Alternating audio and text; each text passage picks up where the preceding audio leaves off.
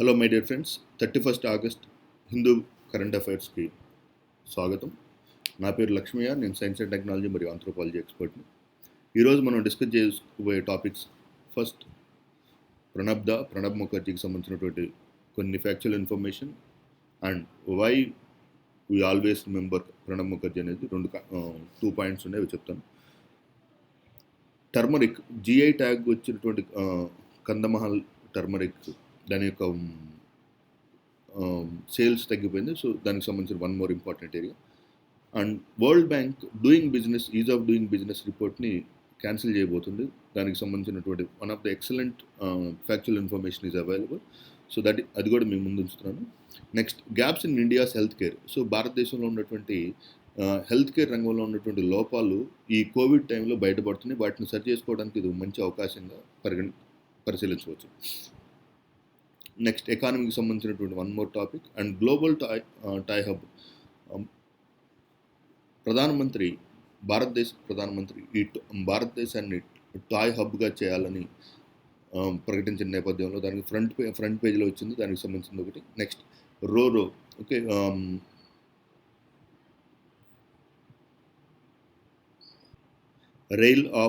Rail on అనే ఒక కొత్త విధానం ద్వారా ట్రాన్స్పోర్టేషన్లో రైల్వేస్ సరికొత్త విధానాన్ని తీసుకొచ్చింది. దానికి సంబంధించినటువంటి వీడియో.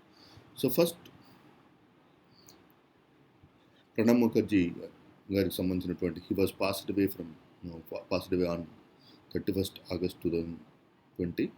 సో ఈ వాజ్ డైరెక్ట్లీ ఎలక్టెడ్ ఓన్లీ ప్రత్యక్ష ఎన్నికల్లో ఒకే ఒకసారి మాత్రమే పోటీ చేసి 2004లో జంజీపూర్ అనే కాన్స్టిట్యుయెన్సీ, ముర్షిదాబాద్ జిల్లాలో ఉన్నటువంటి జంజీపూర్ అనే కాన్స్టిట్యుయెన్సీ నుంచి లోక్సభకి ఒకే ఒక్కసారి ఎలక్ట్ అయ్యడం జరిగింది. And he presented union budget for 7 times. 7 సార్లు బడ్జెట్ని లోక్సభ బడ్జెట్ని ప్రవేశపెట్టాడు. అతను వైవిధ్యమైనటువంటి కెరీర్ ఉంటుంది. అతని journey is extremely diversified career.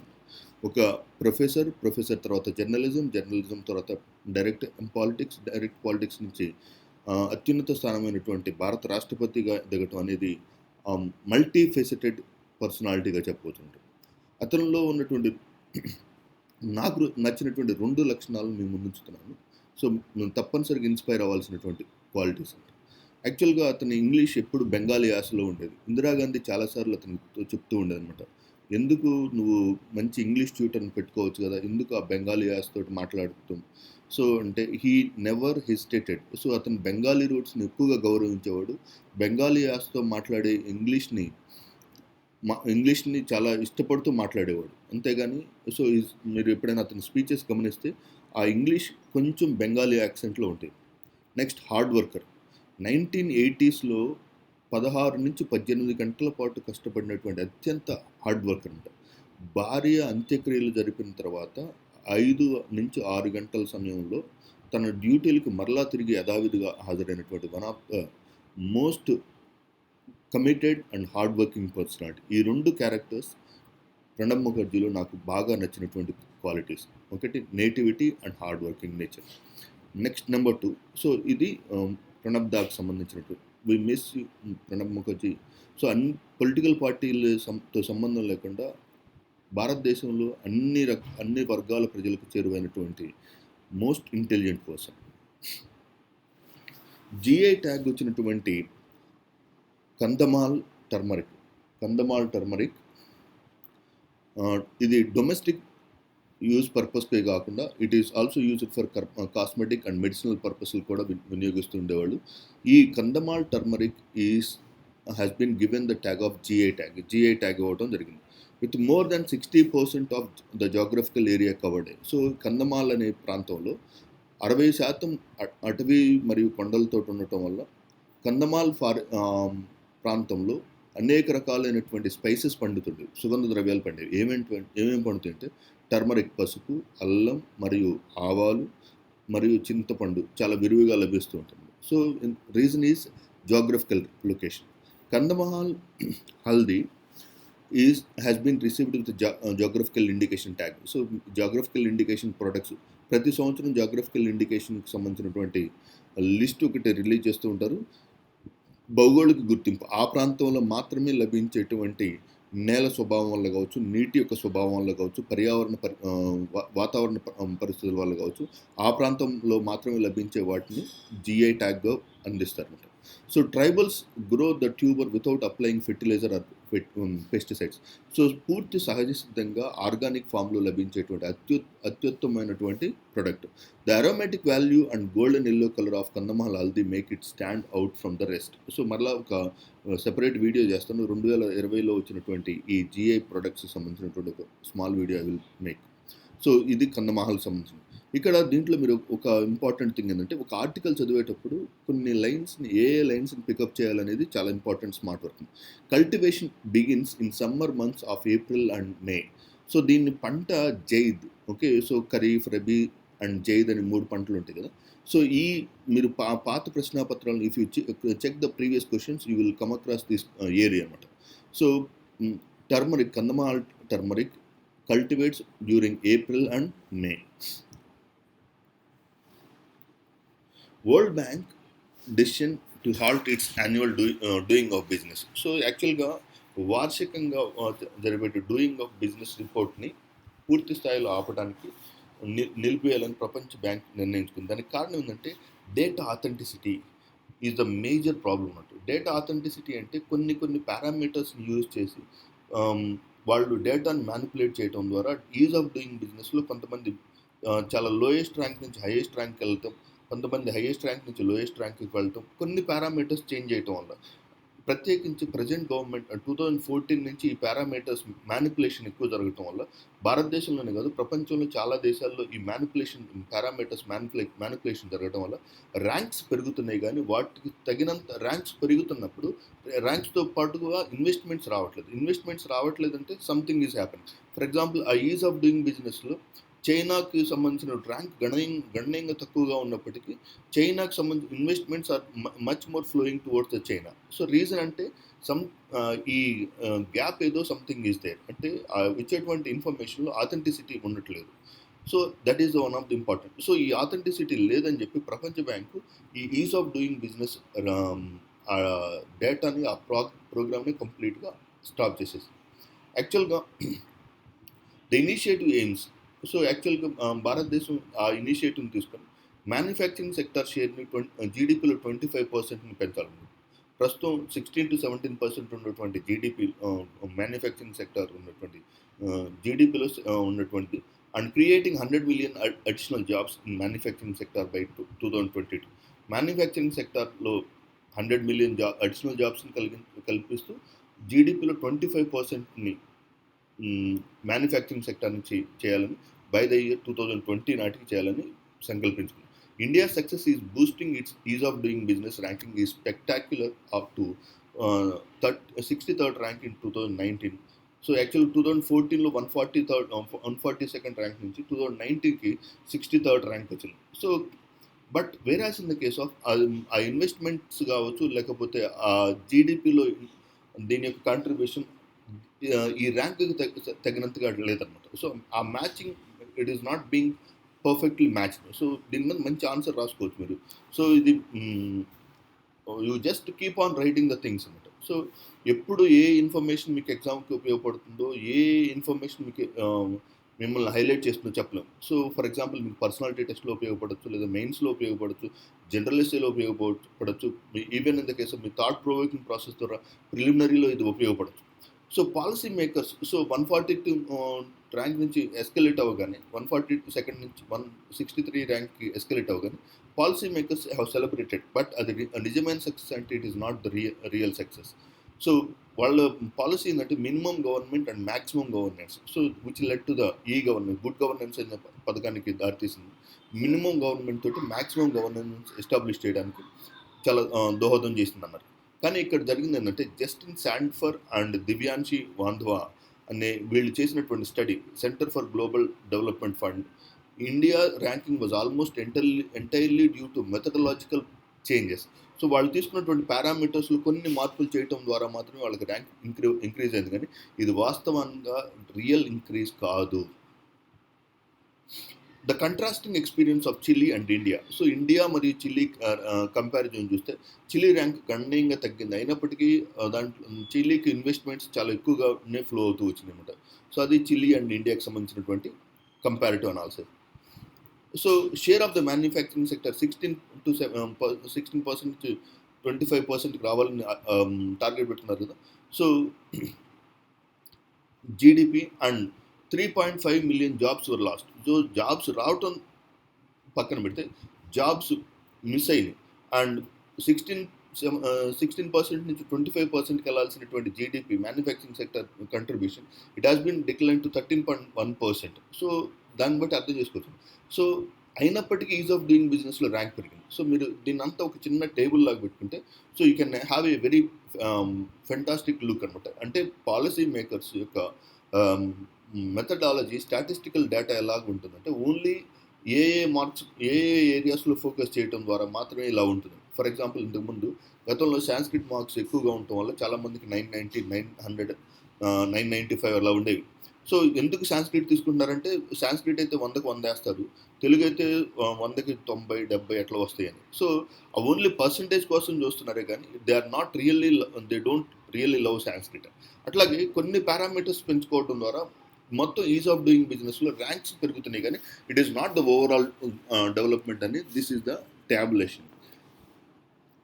ఇదే సినారియో రష్యాతో కూడా జరిగింది. So its ease of doing business rank jumped from 120 in 2012 to 20. So 6 years later, so taking Russia ahead of China, Brazil and India, but without becoming a magnet for investments. So 120 నుంచి 20 స్థానానికి వచ్చినటువంటి ఈ Russia మరి పెట్టుబడులను ఆకర్షించలేకపోతుంది. కారణం ఏంటంటే so ఆ 120 నుంచి 20కి వచ్చినటువంటి పెరుగుదల అనేది it is not the real growth అనమాట. China on the other hand, so దాని ర్యాంక్ 78 నుంచి 96కి పడిపోయినప్పటికీ దాని పెట్టుబడులు మాత్రం చాలా విపరీతంగా వరదలాగా పారుతుంది. The data for computing the index are obtain from larger enterprises. అసలు వీళ్ళు సేకరించి డేటా ఎక్కడి నుంచి సేకరిస్తున్నారు? ఇండియాలో చూస్తే larger enterprises in 2 cities. Okay, పెద్ద కంపెనీల నుంచి సేకరిస్తున్నారు. అది ముంబై, ఢిల్లీలో. ఎవరి ద్వారా? లాయర్లు, అకౌంటెంట్స్, బ్రోకర్స్ ద్వారానే తెస్తున్నారు కానీ not from the real entrepreneurs. So that is the thing. అందువలన World Bank own internal watchdog independent evaluation group in its 2012-13 report has widely questioned the reliability and objectivity of the index. So ఎందుకు మనం ఈ index release చేయటం, దీనివల్ల ఎటువంటి ఉపయోగం లేదు. కారణం ఏంటంటే వస్తున్నటువంటి డేటా అంతా మ్యానిపులేటెడ్ డేటా. ఈ మ్యానిపులేటెడ్ డేటాను తీసుకుని ర్యాంకులు ఇచ్చి ఆ ర్యాంకుల ద్వారా ఎందుకు why this particular confusion should be created. Okay, so దీనికి ఒక చిన్న కేస్ స్టడీ చెప్పాడు. ఆర్టికల్ చాలా మంచి ఆర్టికల్ అనమాట. ఇటువంటి ఆర్టికల్ చదువుతూ ఉంటే you will be in a extraordinary position అనమాట. మొత్తం ఆన్సర్ ఈ ఇన్ఫర్మేషన్ మీకు డెఫినెట్గా ఏదో ఒక పాయింట్ ఆఫ్ టైంలో ఉపయోగపడుతుంది. 2016లో Maharashtra government abolished the annual mandatory inspection of steam boilers. So steam boilers ఉన్నటువంటి ఇండస్ట్రీస్కి 2016లో Maharashtra government has ban under the Boilers Act of 1923, Indian boilers regulation 1950 ద్వారా ఉన్నటువంటి యాన్యువల్ మ్యాండేటరీ ఇన్స్పెక్షన్ బ్యాన్ చేసింది. సో బ్యాన్ చేసి ఏం చేసింది? Third party inspection and employee self certification are mandated. So ఎవరో థర్డ్ పార్టీ వచ్చి ఇన్స్పెక్షన్ చేస్తుంది, self certification by the employees అంటే ఇమీడియట్గా ఏమైంది? However no factory has compiled with self certification or submitted the third party. దీంతో పాటుగా మహారాష్ట్రతో పాటుగా అన్ని రాష్ట్రాలు అదే పందాలో వెళ్ళింది. సో యాక్చువల్గా నీకే దీని మీద ఒక తెలుగులో ఒక సామెత ఉంటుంది, నీకై నువ్వే సర్టిఫికేట్ చేసుకోమంటే ఎలా ఉంటుందంటే, ఒక రాజు గ్రామంలో ఉన్న ప్రజల యొక్క నిజాయితీని ప్రశ్నిద్దామని అందరినీ ఒక ఓపెన్ కంటైనర్లో మిల్క్ తెచ్చిపోయమంటాడు. సో తెల్లారి లేచి చూసేసరికి ఆ వాటర్ కంటైనర్లో ఆ కంటైనర్లో వాటరే ఉంటుంది. సో ఒక్కళ్ళు కూడా పాలు పోయలేదు అనమాట. రీజన్ ఏంటంటే ఎవరు లేనప్పుడు వాళ్ళ యొక్క నిజాయితీ బయటపడుతుంది. సో నీ యొక్క దేశంలో నీవు ఈజ్ ఆఫ్ డూయింగ్ బిజినెస్కి సంబంధించిన రేటింగ్ ఇవ్వమంటే ప్రతి ఒక్క కంట్రీ వాళ్ళు చేస్తున్నటువంటి వర్క్స్ ఎక్స్ట్రాడినరీగా ఉన్నాయని చెప్పారు. తద్వారా వాళ్ళ ర్యాంక్స్ మెరుగుపడినాయి కానీ దెర్ ఈజ్ నో ఇన్వెస్ట్మెంట్స్. అట్లాగే సో ఇక్కడ కూడా యాన్యువల్ మ్యాండేటరీ ఇన్స్పెక్షన్ లేకపోవడం వల్ల ఏమంది, స్టీమ్ బాయిలర్స్ని రన్ చేసే మెకానిజం ప్రాపర్గా జరగకపోవడం వల్ల that led to the severity. Since 2015 the government has invested considerable political and administrative capital to improve India's global ranking with impressive success. అది ఇప్పుడు యాక్చువల్గా ఇదంతా ఎటువంటిదంటే పక్కన వాళ్ళని మెప్పించడానికి చేసే పనే కానీ this it will not at all useful for the things. So ఇదంతా smart work, so it is not the real work. But the enhanced ranking has failed to augment investment and output growth. So దీనివల్ల ఎటువంటి పెట్టుబడులు ఏమీ రాలేదు.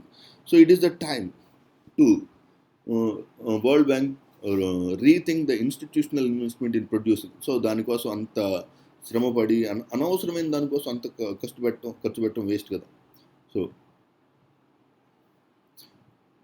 The gap in India's health care exposed by the pandemic. So యాక్చువల్గా దీంట్లో ఒక చిన్న point దొరికింది, that is very important. So case fatality rate. So కోవిడ్-19లో వచ్చినటువంటి కేస్ ఫెటాలిటీ రేట్ ఇండియాలో ఉన్నటువంటి కేసెస్లో case fatality rate is below 2.2%. It is రఫ్లీ అట్ అరౌండ్ 1.89%. అంటే మొత్తం పేషెంట్స్లో ఎంతమంది మరణాల బారిన పడుతున్నారు, అది 1%, 1.9%, 1.89. So 1.89% is nothing but the case fatality rate. Whereas in the US, Brazil are only two countries with more cases than India have a case fatality rate of around 3%. Companies focused on Chinese domestic market rather than as a base for exports will likely remain. So that is the thing. So ఈ particular ఆర్టికల్లో అసలు చైనాకి వెళ్తున్నటువంటి పెట్టుబడులను భారతదేశం ఆకర్షించాలంటే ఏం చేయాలి? So ఈ పని చేసి ఉండాల్సింది. యాక్చువల్గా 2015 నుంచి is of doing business ranks పెంచుకోవడం కోసం ఫోకస్ చేశారు, కానీ పెట్టుబడులను రియల్గా ఆశ్రయించడానికి ఏ పనులు చేశారు? సో ఇక సరే, గతంలో జరిగింది ఏదో జరిగిపోయింది. ఇక ఇప్పటి నుంచి ఏం చేయాలి? చైనా నుంచి అనేక రకాలైనటువంటి అమెరికా కంపెనీలు చైనా నుంచి పెట్టుబడులను ఉపసంహరించుకోబోతుంది. ఆ ఉపసంహరించుకున్న పెట్టుబడులను భారతదేశం ఒక డెస్టినీ లాగా భారతదేశానికి ఆ పెట్టుబడులను తిరిగి ఆకర్షించిన అవకాశం ఉందా లేదా? So those that do May live. So అక్కడ పెట్టుబడులు ఉపసంహరించుకున్న తర్వాత వాటిని మరలా భారతదేశానికి తిరిగి తీసుకురావడానికి so it has a very difficult task. ఎందుకంటే అక్కడ ఉన్నంత పెట్టుబడులు పెడతానంటే China they are ready to do anything for the welfare of the industries. So but India being the democratic country, they may not able to perform such a useful things. అంత మోతాదులో ఒక democratic country నుంచి expect చేయలేము. అయినప్పటికీ India యొక్క identity ఏంటంటే democratic country and an China. So anti China కాన్సెప్ట్లో ఉంది కాబట్టి it is an opportunity to capture those investments like China. So China యొక్క పొటెన్షియల్ తీసుకోవడానికి అవకాశం ఉంటుంది, కానీ particularly policies are disadvantage for the foreign investors. So అందువల్లనే చాలా రకాలైనటువంటి రిస్ట్రిక్షన్స్ పెట్టడానికి గవర్నమెంట్ చాలా మొగ్గు చూపుతుంది. China specialized industrial zones. So ఈ మనం చెప్పుకుంటున్నట్టు SEZs కావచ్చు, EEZs కావచ్చు, మ్యాసివ్ కొలొకేటింగ్ కంపెనీస్, చాలా పెద్ద కంపెనీస్ ఉంటాయి. మన ఊహకు కూడా అందరంత పెద్ద company. Even in the case of cloning అనే ఒక చిన్న టెక్నిక్ మీద ఎక్కడో చిన్న మనం భారతదేశంలో ఒక 4-5 ఆర్గానిజమ్స్ ప్రొడ్యూస్ చేస్తే వాళ్ళు పందులతోటి ఒక క్లోనింగ్ ఫ్యాక్టరీని ఎస్టాబ్లిష్ చేశారు. So most of the beef pork that exports from China is cloned pork అన్నమాట. So the Indian government budget that pledged to create equivalent zones is too small to allocated among too many locations to complete. So స్థలం కావాలి, water కావాలి, విద్యుత్ కావాలి, tariffs కావాలి. So వాటన్నిటిని అందించడానికి చాలా ఎక్కువ సమయం పడుతుంది. సో ప్రభుత్వం కనుక ఈ పర్టికులర్ ఏరియాలో కాన్సన్ట్రేట్ చేస్తే that will be A best focus. So US నుంచి వచ్చే అమెరికా నుంచి, చైనా నుంచి చాలా రకాలైనటువంటి అమెరికన్ కంపెనీలు వాటి యొక్క పెట్టుబడులను వెనక్కి తీసుకెళ్లే క్రమంలో వాటిని భారతదేశం వైపుకి ఆకర్షించి వాటిని పూర్తి స్థాయిలో చేజిక్కించుకోవటమే ఇప్పుడు ఉన్నటువంటి భారత ప్రభుత్వం ముందు ఉన్నటువంటి అతిపెద్ద సవాల్. India can become a global toy hub. So భారతదేశం భవిష్యత్తులో ఒక పెద్ద టాయ్ హబ్గా మారనుంది. సో చాలా పెద్ద అవకాశాలు ఉన్నాయి. సో ఇది చాలా చిన్న బిజినెస్ ఏం కాదు. 7 lakh crore రూపీస్ ఉన్నటువంటి గ్లోబల్ మార్కెట్లో ఇండియనైజేషన్ చేసి ఇండియన్ మార్కెట్ని కనుక ఎన్హాన్స్ చేసి అండ్ ఇండియన్ కల్చర్ని, ఇండియన్ ట్రెడిషన్స్ని, ఇండియన్ రిచువల్స్ని, ఇండియన్ రైట్స్ని కనుక దాంట్లో ఇంక్లూడ్ చేయగలిగితే that will be a very big achievement అని నరేంద్ర మోడీ ఇచ్చినటువంటి statement. So here we can say vocal for local. So startups to be vocal for local. And ఇక్కడ చాలా ఇంపార్టెంట్. సో ఈ టేబుల్ దీంట్లో చిన్నది second column is very important. The sowing of kharif crops increased by 7%. So ఇంత climatic, ఇంత corona pandemic క్రైసిస్లో కూడా kharif crops sowing has been increased by 7% over last year. Paddy 10% increase అయింది, pulses close to 5%, oil seeds 13% and cotton 3%. So cotton యాక్చువల్గా ఇంకా ఎక్కువ పెరిగేదే, కానీ pink బోల్ వామ్ వల్ల కాటన్ యొక్క ప్రొడక్షన్ గ్రాడ్యువల్గా తగ్గింది. సో దిస్ ఇస్ ఈ ఇన్ఫర్మేషన్ చాలా చాలా ఇంపార్టెంట్. ఇది అప్డేట్ అవుతూ ఉంటుంది, మీరు కాన్స్టెంట్గా ఫాలో అవుతూ ఉండండి. RoRo train. So RoRo train to Sholapur. So మీరు ఈ ఇమేజ్లో చూడొచ్చు. So roll on roll off అంటే ఏంది? ఈ గూడ్స్ ట్రైన్ బెంగళూరు నుంచి బయలుదేరి షోలాపూర్కి వెళ్ళి, షోలాపూర్ దగ్గరనే ట్రైన్ నుంచి ఈ లారీలు దిగిపోయి, సో అక్కడి నుంచి రోడ్ మార్గం ద్వారా they will go to the destiny. So యాక్చువల్గా ఎందుకు ఈ రోడ్ మాత్రమే చూస్ చేస్తున్నారంటే, here you can see Bengaluru to Solapur route is the busiest road which transports 7,000 trucks per day. 1.2 lakh tons goods will be transported through this route. One of the heavy traffic route, because ఎందుకంటే వాటి ద్వారా transport అయ్యే goods అన్నీ కూడా very delicate and easily perishable goods అనమాట. అవి సుగంధ ద్రవ్యాలు కావచ్చు, స్పైసెస్ కావచ్చు, ఫ్రూట్స్ కావచ్చు, coconut, coffee and nuts. Next, this service will be available for 5 days a week. It is purely private operated service. This is very very important. Okay, and RoRo service is not new. మీకు examiner మిమ్మల్ని tricky చేయడానికి అడగొచ్చు. So it is the first service or it is a public private partnership అంటారు. No. So ఆ goods train ఒక private organisation hold చేసి తీసుకొని, ఆ ప్రైవేట్ ఆర్గనైజేషన్ ఈ లారీలన్నింటినీ ట్రాన్స్పోర్ట్ చేస్తుంది. మొత్తం that will be under the hands of private operators only. So RoRo service is not new. It was operated by Konkan Railways through the public sector. Public సెక్టర్లో Konkan railways దీన్ని గతంలోనే operate చేసింది. ఇది దీనికి సంబంధించిన సమాచారం. Thank you for watching. మీరు క్లియర్గా నోట్స్ రాసుకోండి. All this information will be extremely useful for your examination point of view. Thank you very much.